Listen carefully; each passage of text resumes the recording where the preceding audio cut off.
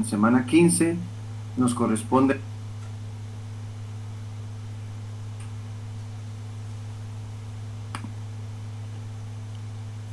Bien, muchachos, buenos días. Vamos a comenzar en la clase de teoría del proceso en semana 15.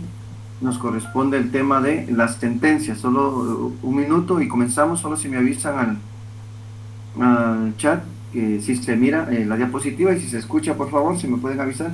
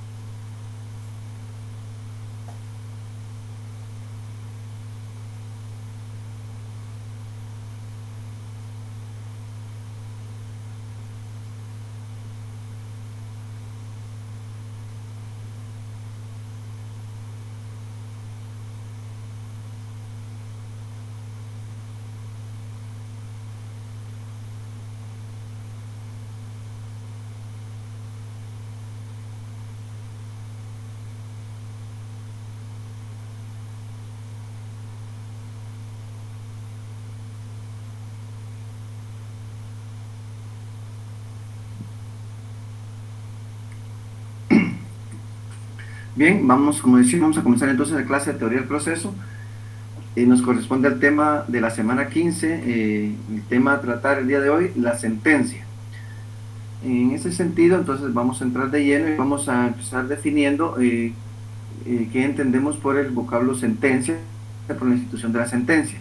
Y podemos decir entonces que la sentencia es la resolución de un juez o tribunal con la cual se concluye un juicio o un proceso.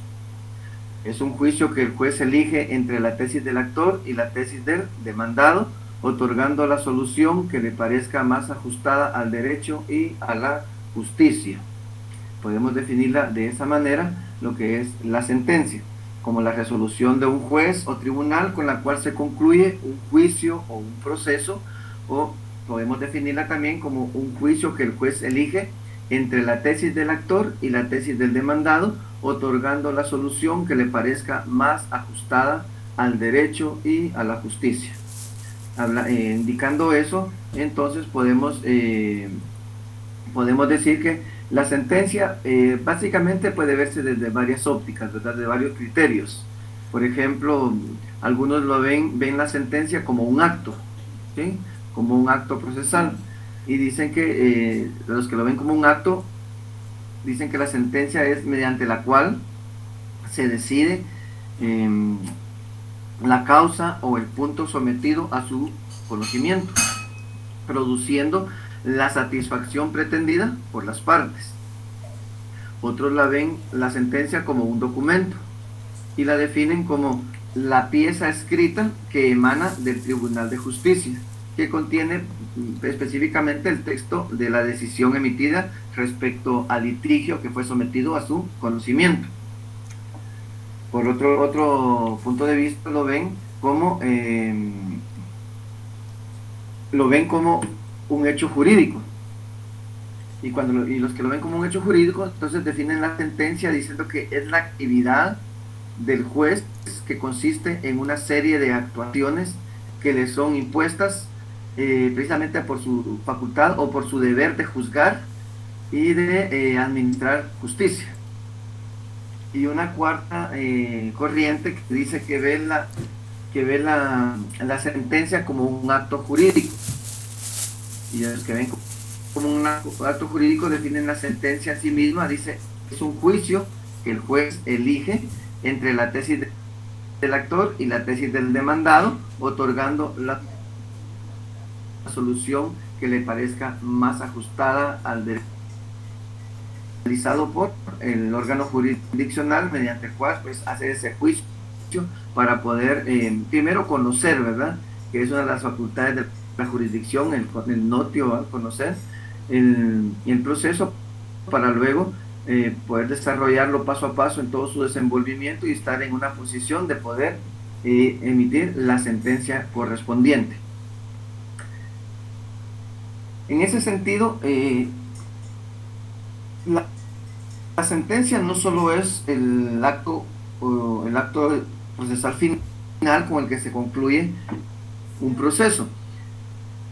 Esa sentencia, para ser emitida, debe pasar ciertos pasos, ciertas fases, la que el juez debe realizar previo a emitir la misma. No es que solo termina el proceso y ya el juez está en condiciones de terminó el proceso, terminó la audiencia, todo el proceso civil, terminó todo el proceso laboral, terminó todo el proceso administrativo, terminó el debate, el juicio oral o el debate oral, y ya el juez en ese ratito emite la sentencia. No, el juez debe tomarse su tiempo y cumplir ciertos pasos para emitir esa decisión final, porque a la ley, que esté ajustada al derecho y que sea justa para ambas partes, pues debe tomarse su tiempo y hacer un análisis muy detenido en cuanto a la deliberación que hará de cada uno en relación a la definición de ese proceso sometido a su conocimiento. Entonces, por eso es que entonces se habla de que hay un procedimiento del juzgador para emitir la sentencia, o fases de la sentencia, como se le puede llamar cualquiera de las dos formas, el procedimiento de la sentencia o las fases de la sentencia. Y básicamente, mínimo son cuatro pasos para el procedimiento previo a emitir la sentencia final. Los cuatro pasos son un examen preliminar del caso. Esto lo hace ya solo el juez, ¿sí? Una vez que concluyen el diligenciamiento de los medios de prueba, el día para la vista, si es en materia civil, una vez que concluye todo el diligenciamiento de los medios de prueba en el debate oral y público del proceso penal, una vez que concluye toda la introducción de los medios de prueba en el derecho laboral, procesal laboral, entonces el juez va a tomar su tiempo debido para emitir la sentencia correspondiente, y para eso va a cumplir con estos pasos, con ese examen preliminar del caso, con el examen crítico de los hechos, con la aplicación del derecho y tomar la decisión al final. Entonces, en relación a estos pasos, vamos a empezar viendo que los cuatro pasos son en primer lugar, el examen preliminar del caso. Este examen preliminar del caso precisamente estriba en la primera operación mental que debe realizar el juzgador, ¿verdad? Una operación mental, prácticamente un recordatorio total, se convierte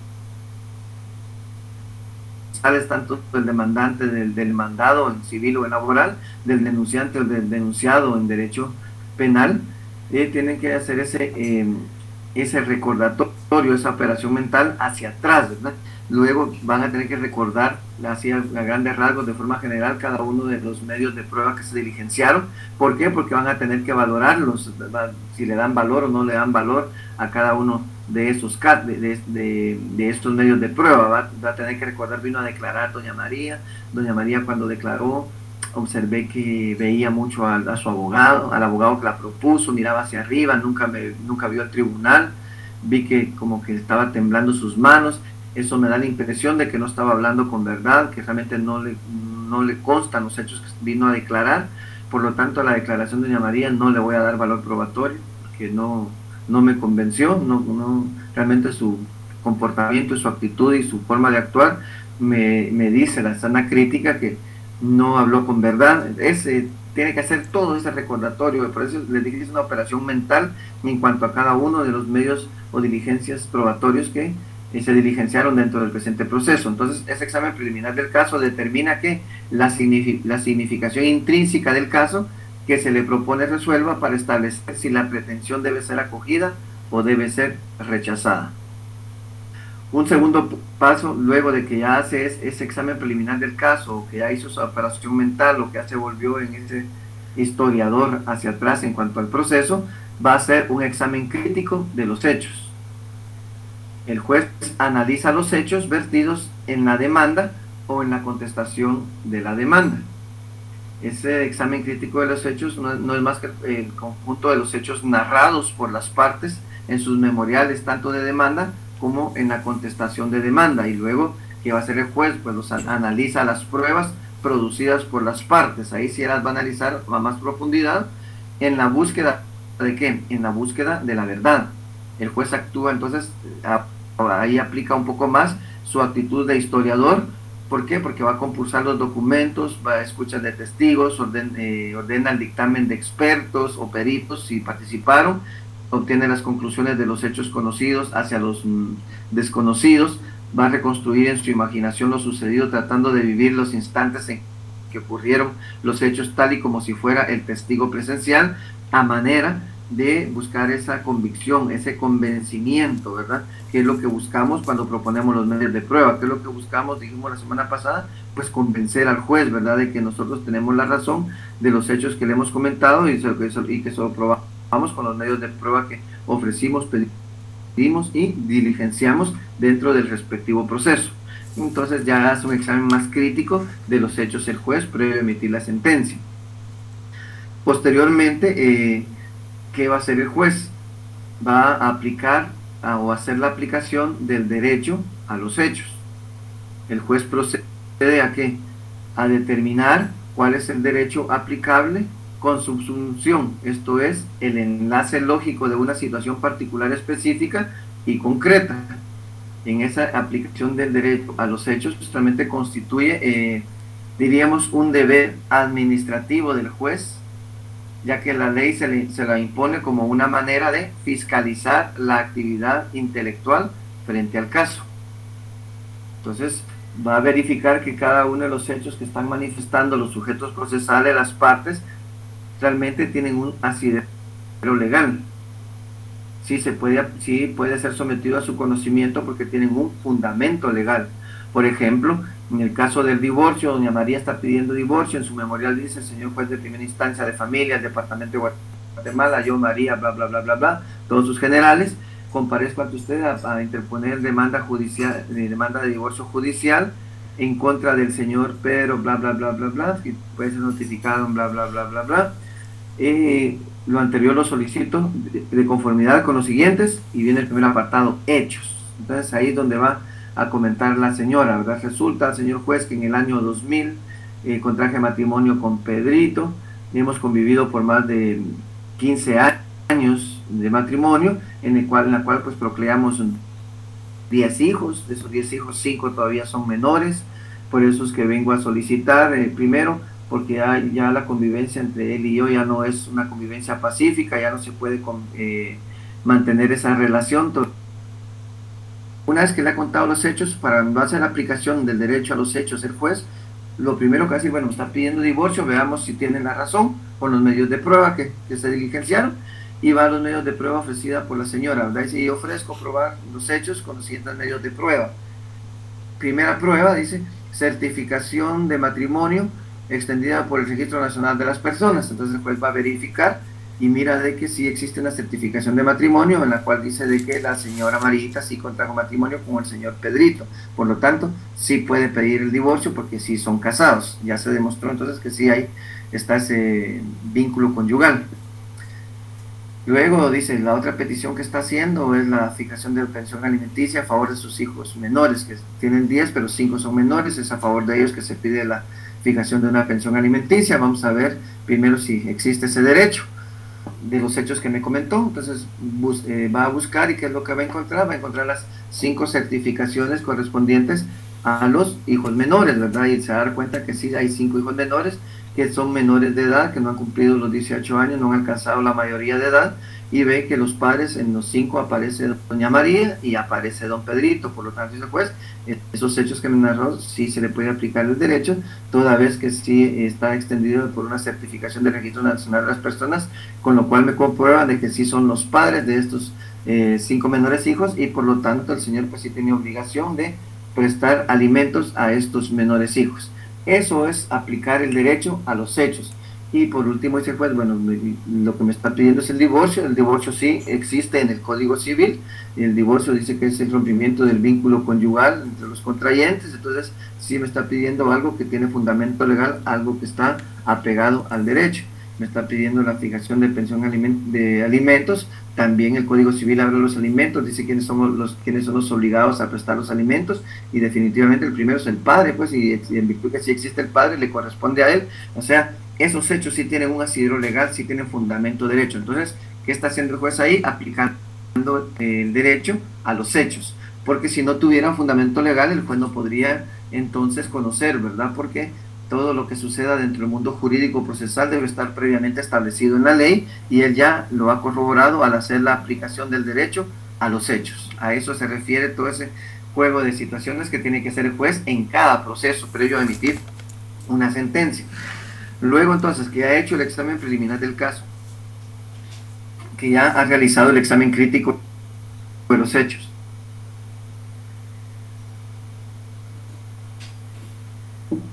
que ya hizo la aplicación del derecho precisamente a los hechos.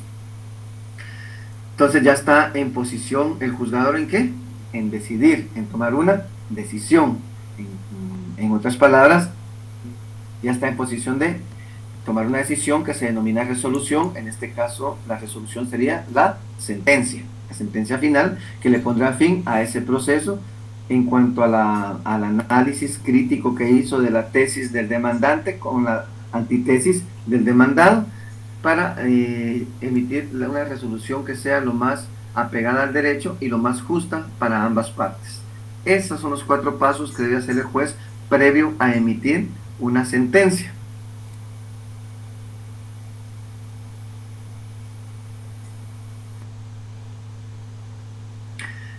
Pasos importantísimos que en nuestro caso se le denomina deliberación. Los jueces se retiran a deliberar previo a emitir la sentencia. Lo que van a ir a hacer es a cumplir con estos 4 pasos importantes para emitir la sentencia correspondiente a cada caso.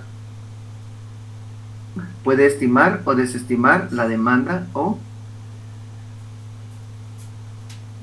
la contestación de la demanda. Aquí lo tenemos.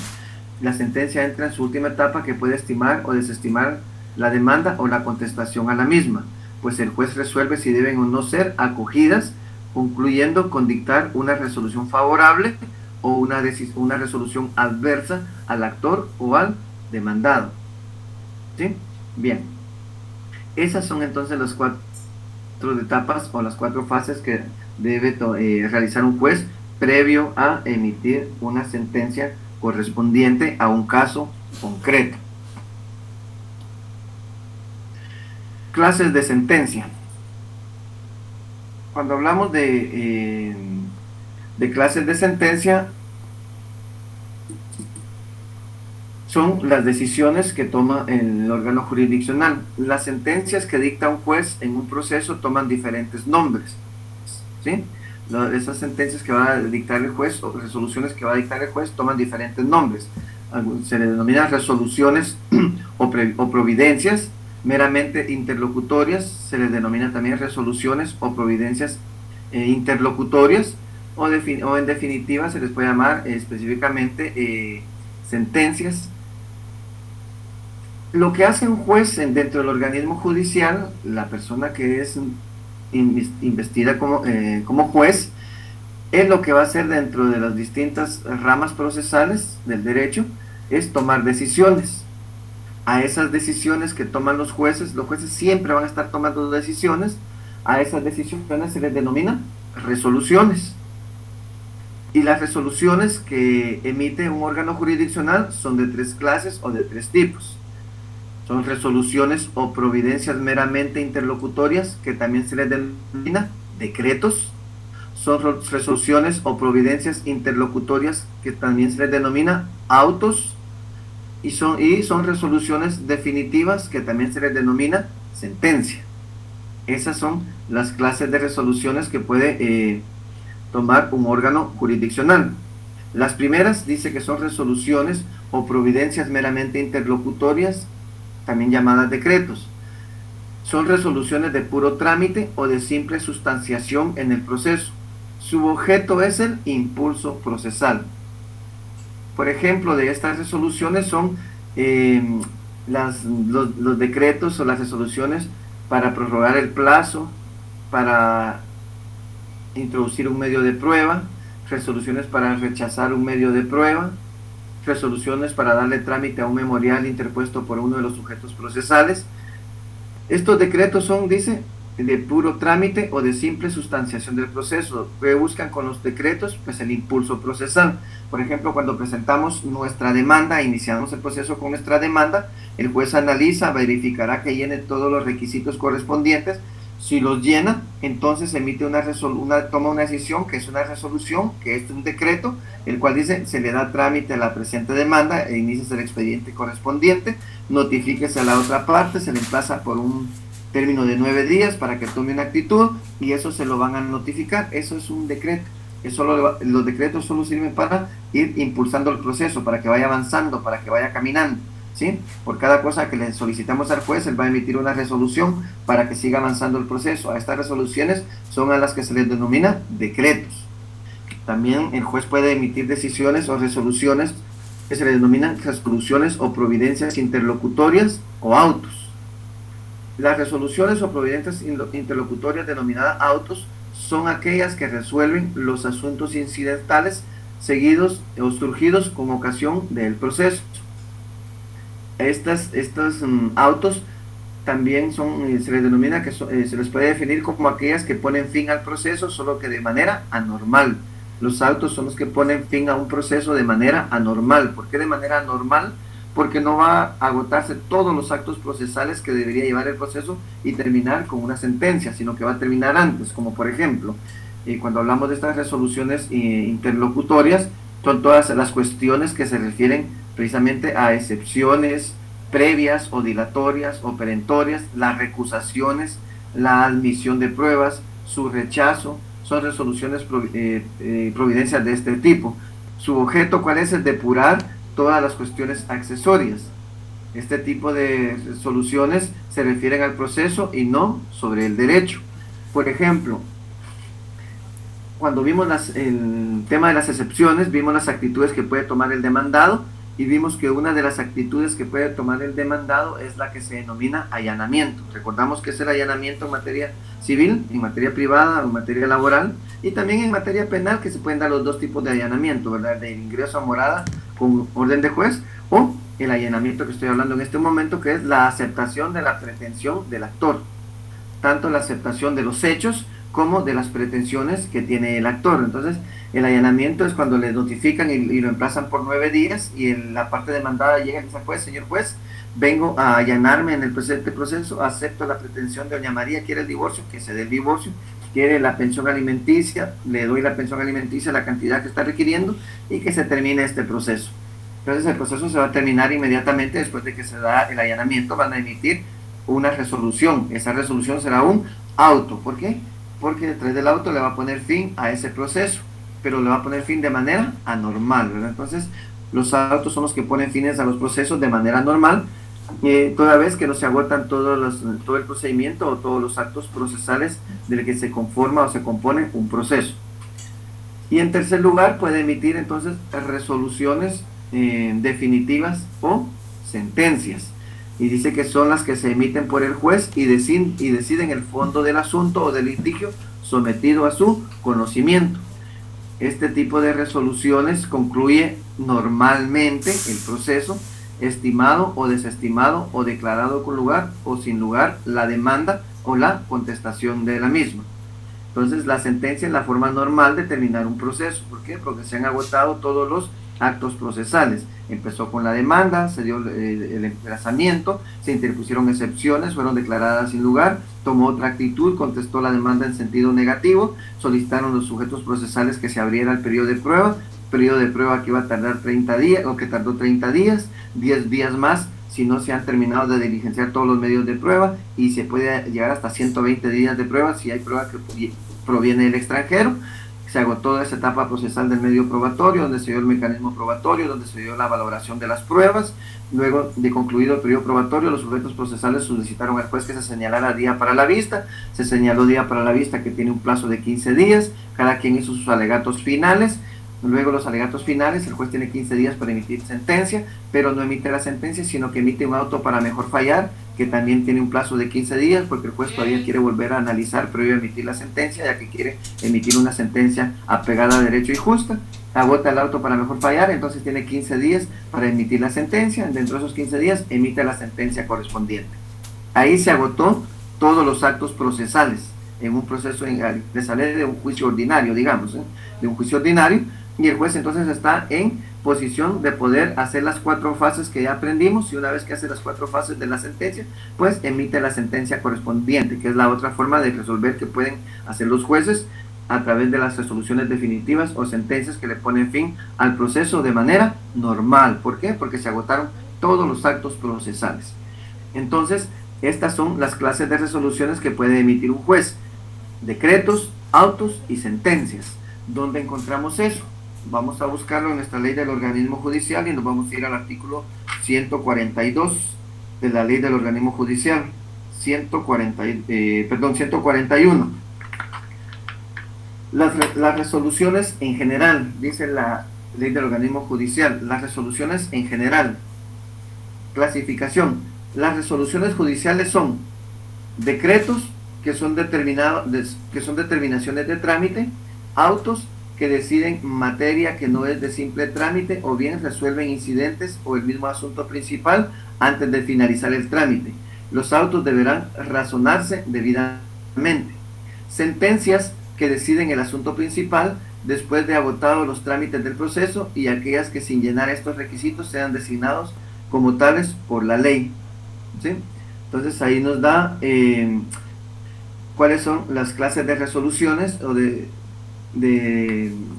aquí se dice clases de sentencias, pero son realmente clases de resoluciones, o cómo se clasifican las resoluciones que puede emitir un órgano jurisdiccional. Son 3: los decretos, los autos y las sentencias. Así es como de la sentencia es la cosa juzgada. El efecto de la sentencia es la cosa juzgada. Otros efectos pueden ser particulares o especiales, los cuales se refieren al tiempo. Las sentencias declarativas se retrotraen a efectos al pasado. En el caso de sentencias declarativas tienen una retroactividad. La sentencia no afecta a ningún derecho, ya que este queda como estaba cuando es retroactiva, pero el efecto fundamental que buscan las sentencias definitivamente es la cosa juzgada. ¿Y qué es la cosa juzgada? Es cuando una sentencia pues ya queda firme, ya no hay más medios de impugnación que interponer. Por ejemplo, la persona que, en el caso civil, cuando el juez emite la sentencia y uno de los sujetos procesales, ya sea el demandante o el demandado, pues no fue beneficiado con esa sentencia y considera que esa sentencia no fue emitida pegada al derecho, no fue justa, que se invocaron mal los fundamentos legales, que se aplicó de forma errónea una norma legal, que se interpretó de forma errónea una norma legal. Entonces no está de acuerdo con la sentencia.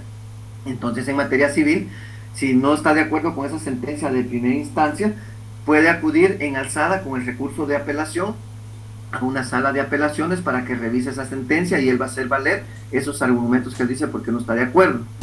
La sala de apelaciones va a analizar entonces, y si considera de que el juez sí llenó todos los requisitos y está pegada a la ley, va a confirmar esa sentencia. Si considera que sí se dio alguna violación a alguna norma, puede emitir una nueva sentencia en la sala de apelaciones, ¿sí? Puede emitir una nueva sentencia revocando la anterior y emitiendo una nueva. Si la emite una nueva, puede ser que la otra parte que se sienta agraviada no esté de acuerdo y puede acudir entonces a un recurso de casación ante la Corte Suprema de Justicia. La Corte Suprema de Justicia va a analizar esa situación, va a tener 15 días para interponer eso o no. Si la admite, entonces va a proceder a analizar la sentencia, ya no del juzgado de primera instancia, sino de la sala de apelaciones, porque lo que se va a casar es la resolución o la sentencia emitida por la sala de apelaciones. Entonces, los magistrados de la Corte Suprema de Justicia pueden declarar con lugar o sin lugar. Si declaran con lugar, emitirán una nueva sentencia, y si no, pues van a confirmar la que emitió la sala de apelaciones. Nuevamente, si alguno de los sujetos procesales no está de acuerdo con la resolución, la sentencia emitida por la Corte Suprema de Justicia, ahí se acaba la vía judicial, pero pueden acudir ya como última instancia en acción de amparo ante la Corte de Constitucionalidad. La Corte de Constitucionalidad también va a analizar la sentencia o resolución emitida por la Corte Suprema de Justicia, Si la encuentra pegada a derecho, la va a confirmar. Si la encuentra que sí ya hubo alguna violación, alguna norma o alguna interpretación errónea o aplicación errónea de la ley, pues puede emitir una nueva sentencia en la Corte de Constitucionalidad.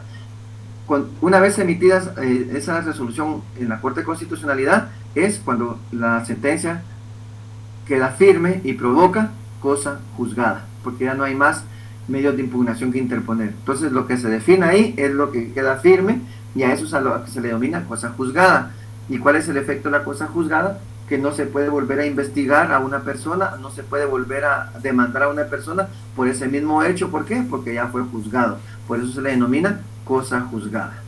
Bien, muchachos, nos quedamos hasta acá entonces en el tema del día de hoy en relación a la sentencia en los procesos.